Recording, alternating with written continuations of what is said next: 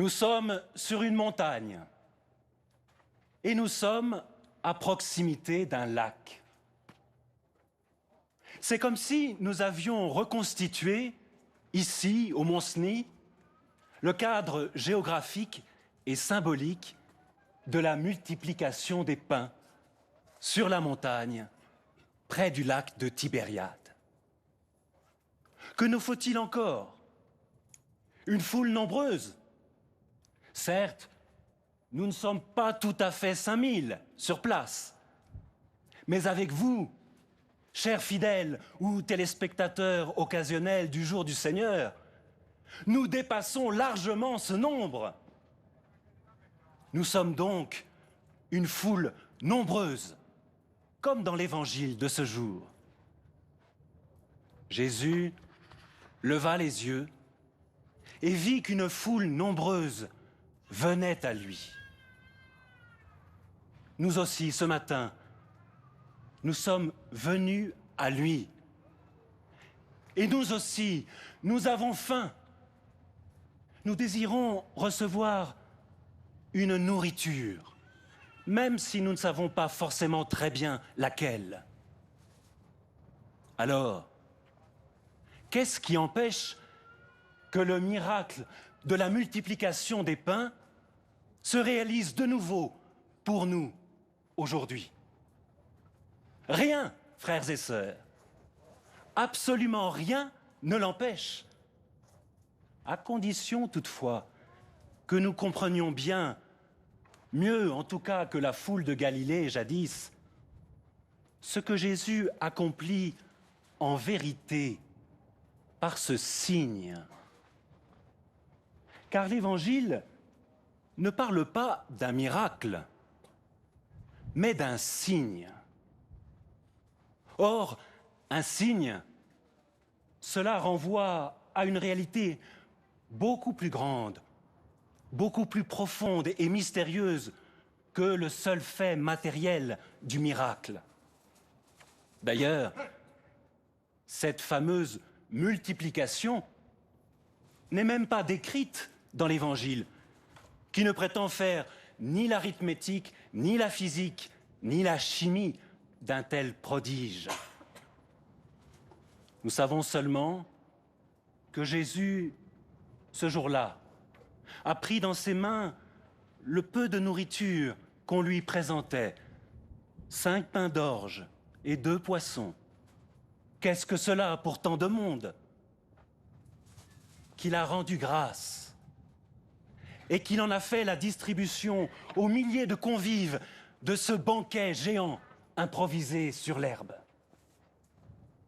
Sobrement, très simplement, l'évangéliste a noté que tous reçurent autant qu'ils en voulaient et qu'ils furent rassasiés. Mais le véritable signe, c'est ce qui a lieu après le miracle. Le véritable signe, ce n'est pas la multiplication des pains, c'est le rassemblement des morceaux restés en surplus. Car il y en a de restes, en surcroît, en surabondance. Comme déjà au temps du prophète Élisée, on mangera et il en restera. Or, Jésus ne fait pas que reproduire une ancienne prophétie. Il lui donne une signification toute nouvelle. Rassembler les morceaux en surplus pour que rien ne se perde, dit-il à ses disciples. Pour Jésus, ce qui importe, ce qui compte, ce n'est pas tant de multiplier que de rassembler, afin que rien ne soit perdu, ne périsse, mais que tout soit sauvegardé. Plus encore, que tout soit sauvé. Et voilà bien le signe de ce qu'il est venu accomplir parmi nous, pour nous. Jésus lui-même l'a dit à Nicodème.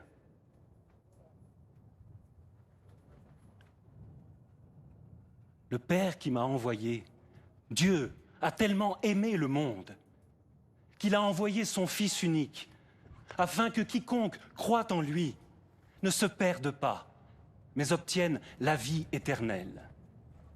Celui qui m'a envoyé, dit-il un peu plus loin dans l'Évangile, sa volonté, c'est que je ne perde aucun de ceux qu'il m'a donnés, mais que je les ressuscite au dernier jour.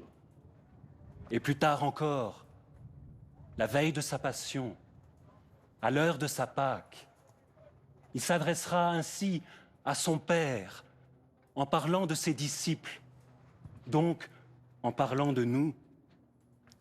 J'ai veillé sur eux et aucun ne s'est perdu. Bien sûr, cette nourriture qui ne se perd pas, mais qui demeure, le pain vivant descendu du ciel, c'est Jésus lui-même qui donne sa chair pour la vie du monde. Mais en lui, dans son corps qui est l'Église, nous devenons à notre tour, à partir de notre humanité si fragile, si éphémère, si périssable, nous devenons des pains multipliés en abondance, de génération en génération, et des pains rassemblés, pour qu'aucun ne se perde, mais que tous soient sauvés. Nous sommes ces petits pains d'orge, dérisoires en apparence, mais promis par Jésus à la vie éternelle. Amen.